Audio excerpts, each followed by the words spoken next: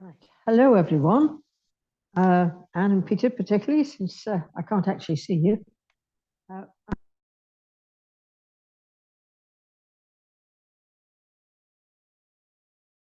I must confess I did it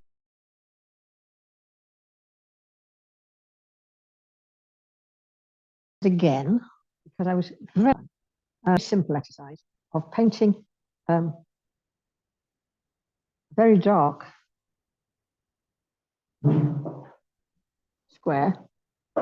What's that? And then think about the other one, a very light square. What's that? And then this is the difficult bit, the one in the middle, which is neither as light as that nor as dark as that. And that can be quite difficult to attain. I think I'm going to start by cheating and making that darker. That's better. Oh, yeah, it's really dark, isn't it? That's good. Now the mid-tone.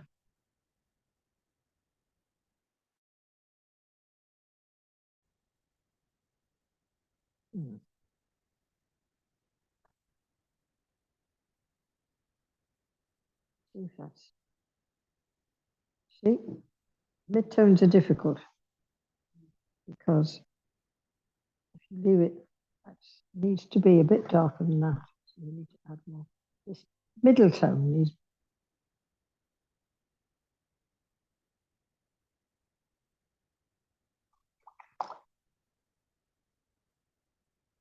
Just bleed some of the paint out of it. Which is cheating because I should be able to just do it. Right, I think that might show a bit darker than that one and not as dark as that one when they're dry. This is the other problem with watercolor. It isn't like practically every other medium you get, that what you see is what you get. In this case, when it dries differently. And it usually dries lighter than what the paint that you put on. And I've only asked in this case for the light, but you must imagine that there's a white one here. So you've got a little bit of paint, a little bit more paint, a lot of paint. The idea. So I've only asked for 4. If you're really good at this, you can get 8. I have not achieved that yet. So yeah, it'll take time. But if you would just, before you start, give yourself a spacing shot like that, so that you've got some idea how to do a mid-tone. Now, the other way of getting a mid-tone is to have a light tone, and then on top of it, put another light tone. And that darkens it. If that's dry, you can put another light tone on top of it, which actually gives you that mid-tone, if you like, that you're after. So it's, again, it's watching paint dry.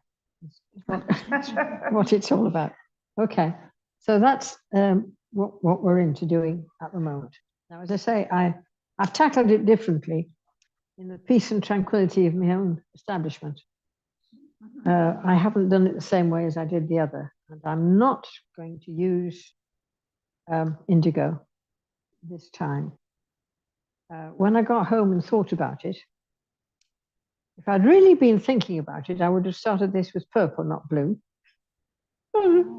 Because purple mixed with the yellowy tones that we've got makes a brownish sort of color, whereas blue can turn out rather green when you do it. But yeah, okay, so you think of these things afterwards. I was too busy trying to concentrate on helping you to get these different tones. It is supposed to make life easier doing it this way. We will see. Okay, so now I've got to start to do something.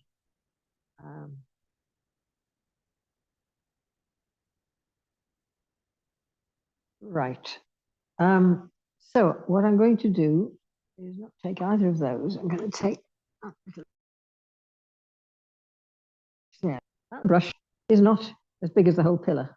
So I can have a trick with it. I can put some water on it. Take the water out of it. And you only like putting water on and taking it out. Now, if you look at this pillar, the light is catching that side. Sorry, that side there. And then there's a very dark bit there. So we won't get excited about that yet. We'll just try and put this curve on this side of the pillar. Okay. So I've got the pillar, I know where it is, and I've got some paint on it, which will make quite a nice light tone for me. Now, if I streak down this side of the pillar without waggling your hand,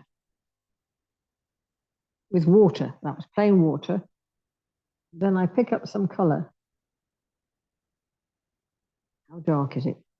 I'll probably get away with this. If I introduce the paint down this side,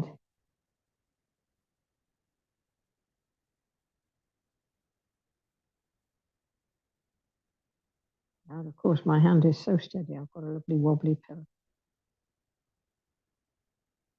I can push it a bit further away. What's that? Oh yes, we've got to be careful.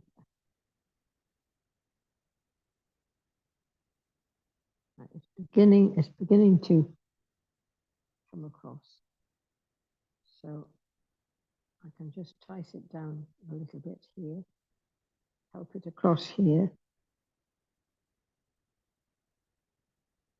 I can help it if it doesn't want to go.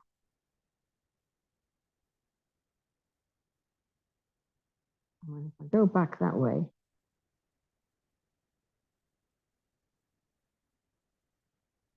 just push the paint back into the painty bit.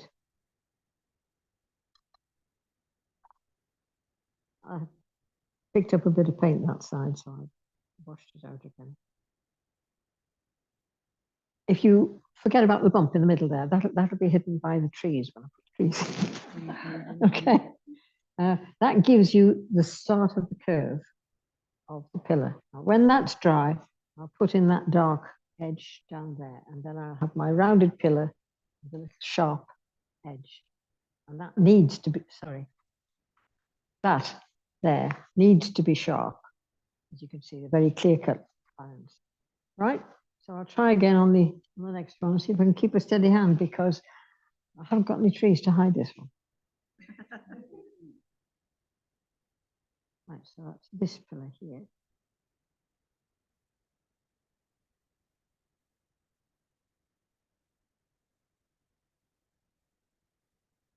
Right. Okay, so I take my paint.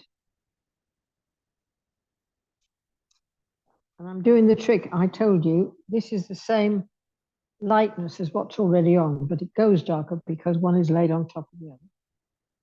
And I start it at this edge here to help it give this edge a clean edge if I can manage it.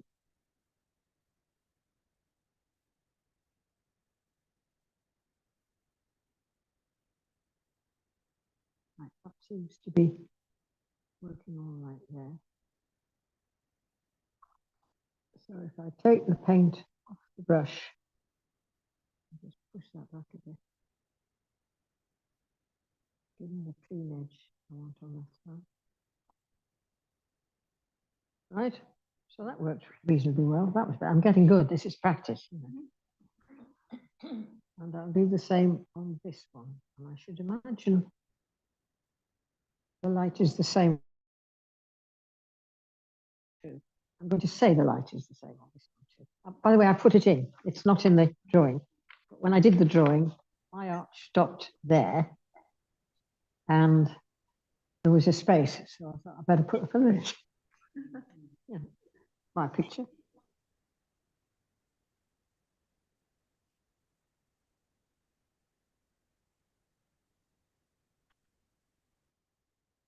So I'll pick up the paint.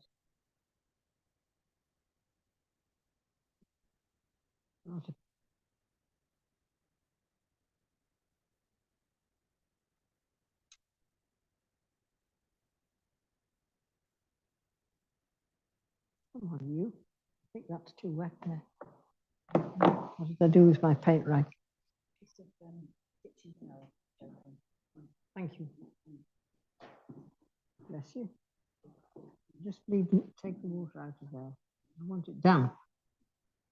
Not soggy, just damp.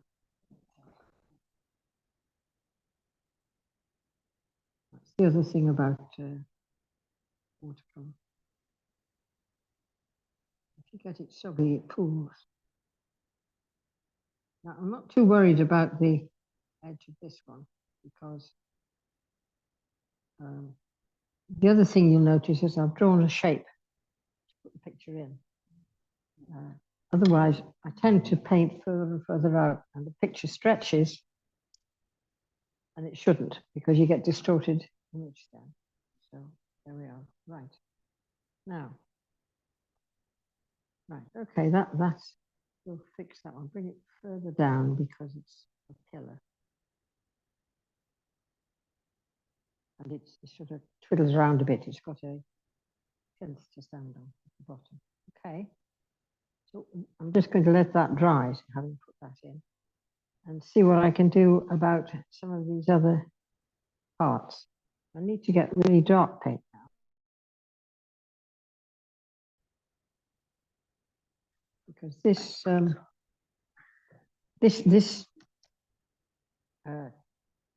chair, good girl. This chair is darker. So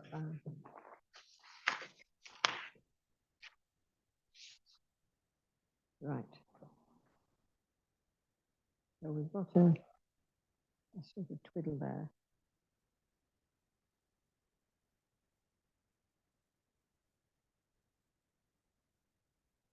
Right. That is darker, but it's not as dark as the paint I've got on at the moment. So I'll just do the really dark bit. There's a line of dark there. And then this.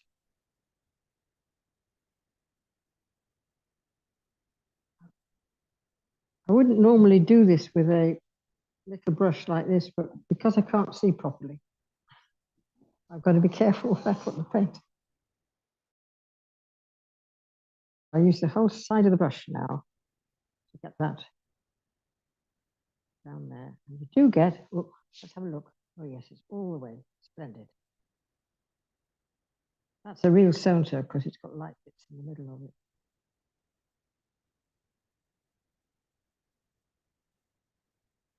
Right, so I can paint all this. Now I can probably use my other brush now. Get this in.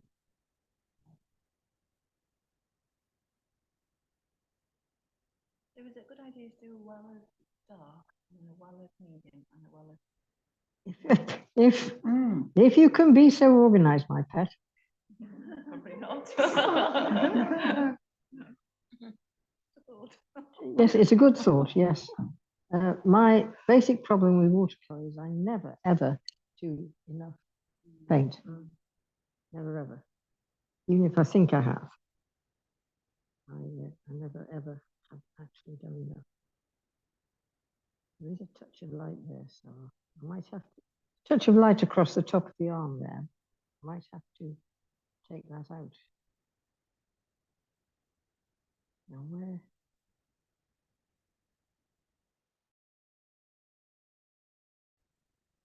This goes here. You ever have your eyes done? See if they can make you short-sighted instead of long-sighted. It's so much easier.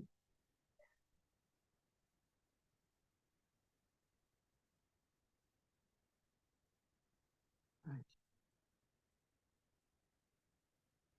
Use as big a brush as you can for the operation. In this case, I'm trying to fill in quite a big shape.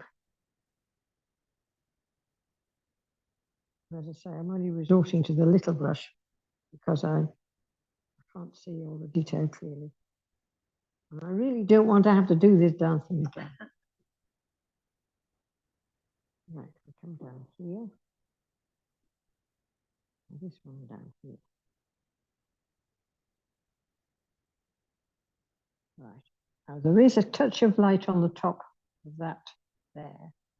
I'm going to leave it for the moment because I can't lift this paint. When it's dry, I don't want to try and lift it now, but when it's dry, I'll lift the paint. And then that makes it a bit easier. While I'm in this corner, supposedly with dark paint, I might as well do this big fellow in the corner here. Because with a bit of, where is he?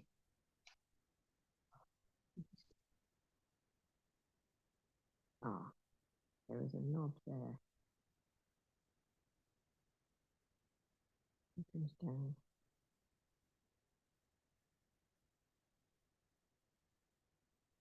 There we are. What happens there? Life and safety. Yeah, I've got, well, I thought I had, no, I gave it to somebody, didn't I? Yeah. It's all right. Fear not. I can just about see what I'm trying to do.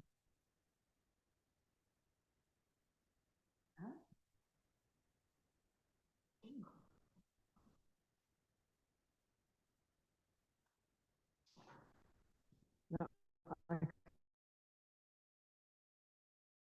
can't see the rest of it. Okay, so we carry on now with the spindle legs.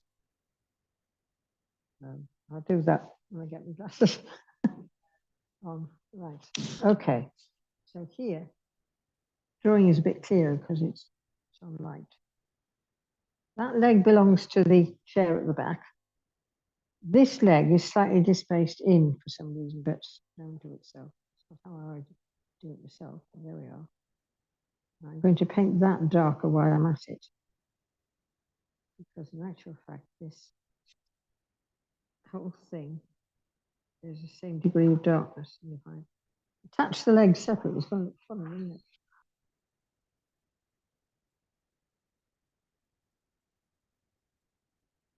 Right, so it goes down. And there's a sort of bubble. Goes down a bit thicker than that. That would never support a chair. That goes something like that. There you go. The other thing is to try and get your leg to stack right. If it's going in and out, you know, you want a central line. Now, there's a little bit of light catching the top of that, so we'll just get that in.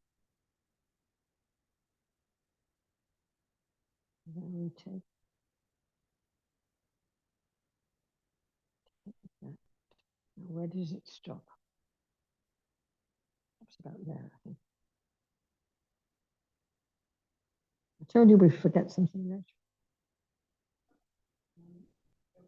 Yeah. Right, so he's all right.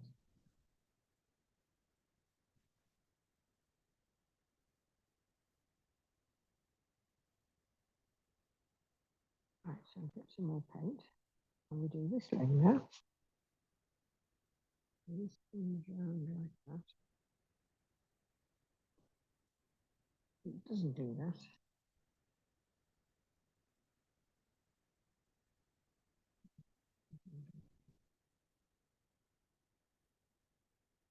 And it's straight if it is.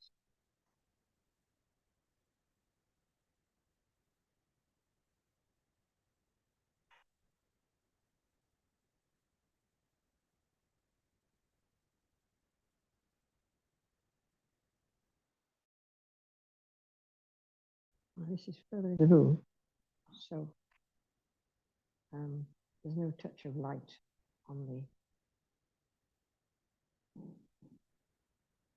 the top of this little piece of cardboard.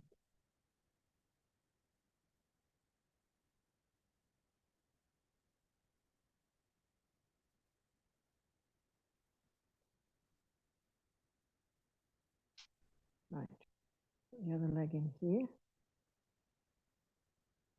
And he will stand. How are we doing for time, Rachel?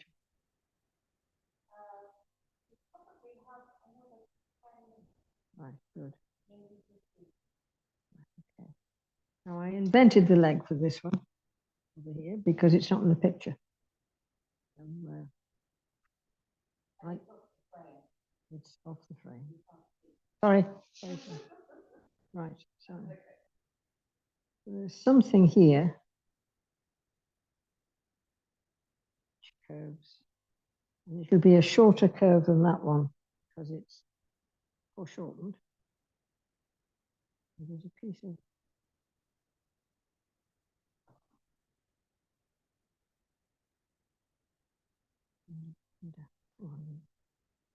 and down.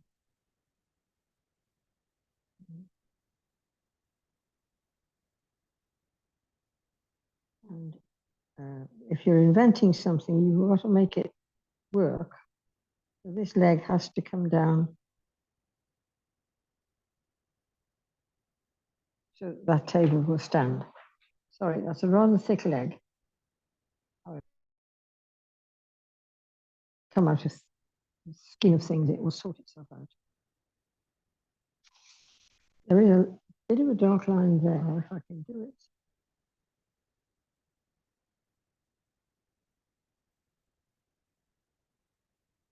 Just the edge of the wood catching the top. Right, now this is when you can start to twiddle. I can put, I think that's probably dry by now, yes. I can put the dark line in that edge now.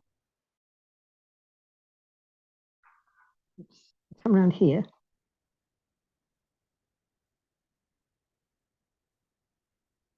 And there's some kind of craziness goes on here. I don't know quite what that is. Yes. And then I'm going to take this down the edge of the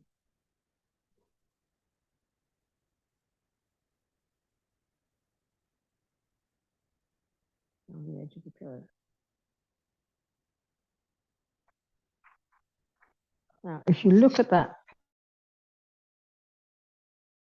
picture, you will see there is a lighter edge where the light is catching it, just between the dark bit I've just done and the thing. Now, that will be created by doing the background there. So that bit of light will be left.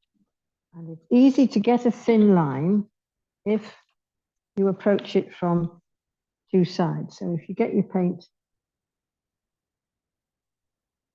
and approach it from one side, like that, or whatever, and approach it from this end, you'd be surprised how thin you can make that line without it really joining. Yes, of course, it works even better if you can see what you're doing. So you can get quite a thin line by tackling one side and then moving up to it from the other side, and you get a very thin white line without putting a streak of masking fluid or something like that, which can get blobby and give you difficulties. So that's what I'm intending to do there. Bring it back again. There's one on that one. There's one on this one. It's not as dark. I'll try more for a mid-tone here. Not as dark as that one.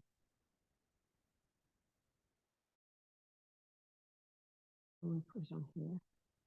It's there, but it's not as dark.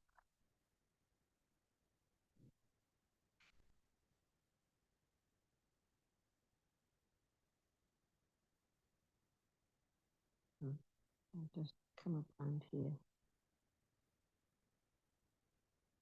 And as you come across, it gets darker. So you got some new paint and work it and make it get darker.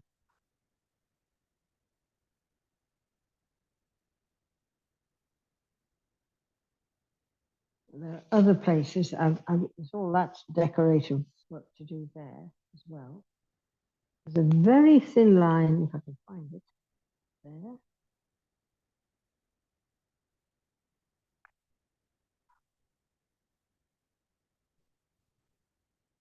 and here. Just maybe I don't want it too definite. What else have we got? We've got a dark line there. You can see it. I'm actually fiddling now. This is what's going. This is the kind of detail you can put in at this stage because you're putting in all your darks. When you come to put in the light on top or the color, your color, say it's red, will go from a pure bright red to a darker red because it's on top of the blue. And you haven't had to mix another red to do it because it's there.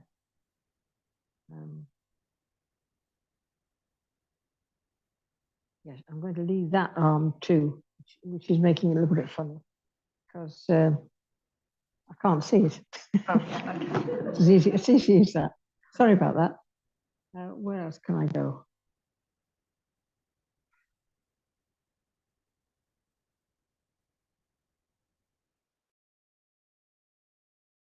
Well, this bit is a bit darker, isn't it? Than I got it. And there's a bit of dark just there.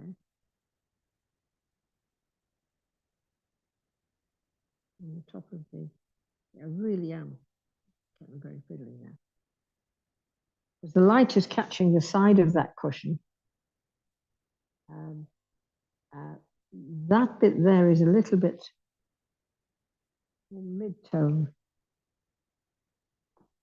here. This bit is more mid-tone.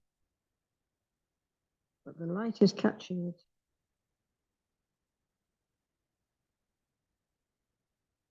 There, so I don't want a sharp edge. So I'll push that.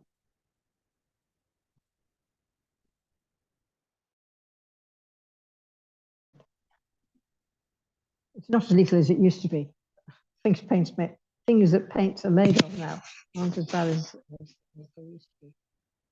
Right. Now I could at this stage start to put in some of the pattern on the carpet. But I think I'll wait until I can see the chair before I do that. So I'll look at this bit here since I'm at the fiddling stage. That corner there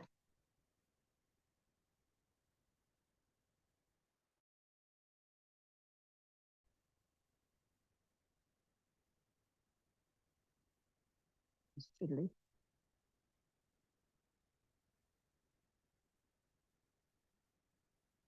Right, and I want to blend it because that's too stark there. So I'll put some water on it just to pull it.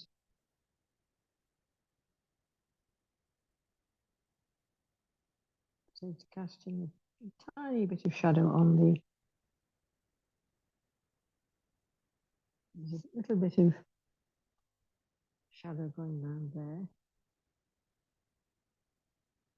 And down there.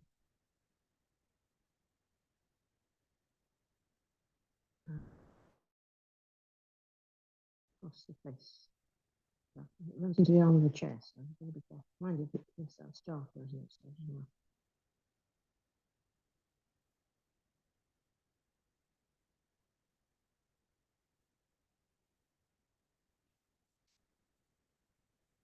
right, I'm doing all right there.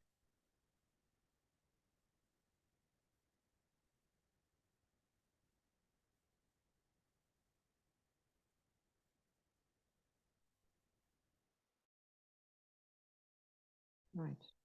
So you're looking around for details that can make, oh, the front of the what's it?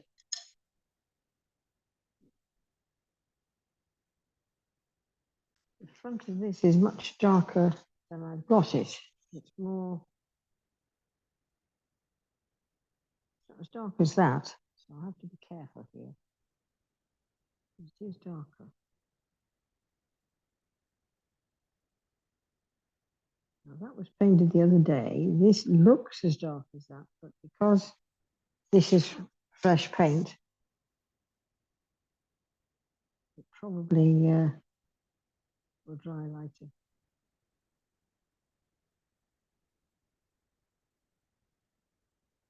But if necessary, because this is manifestly not finished, I can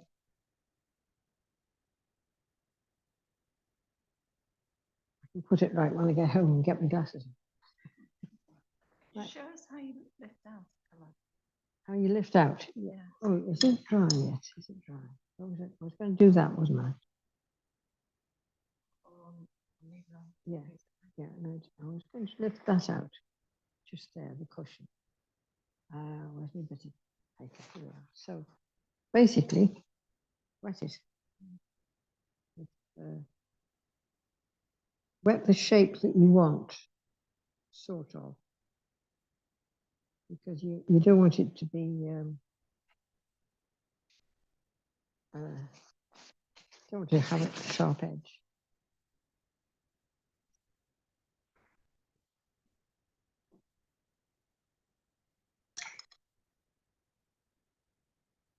And because it's a lifting colour, you can do this. If it wasn't a lifting colour, you'd be in Queer Street.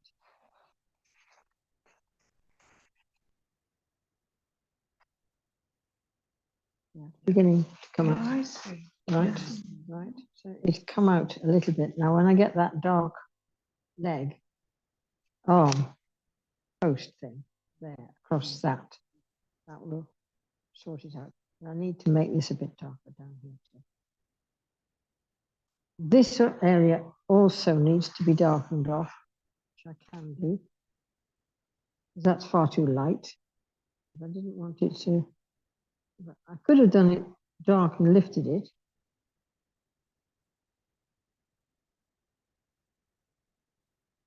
But I think I've got a little stuff outside there. That needs correction when I get my glasses.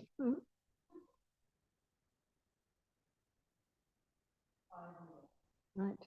So that's a bit darker. It needs to be darker still, I think, because that line is much too definite. Well, that's better. It's quite fiddly, isn't it? I normally paint like this. I don't know why I'm doing it. Normally it explodes, you know, don't worry about it.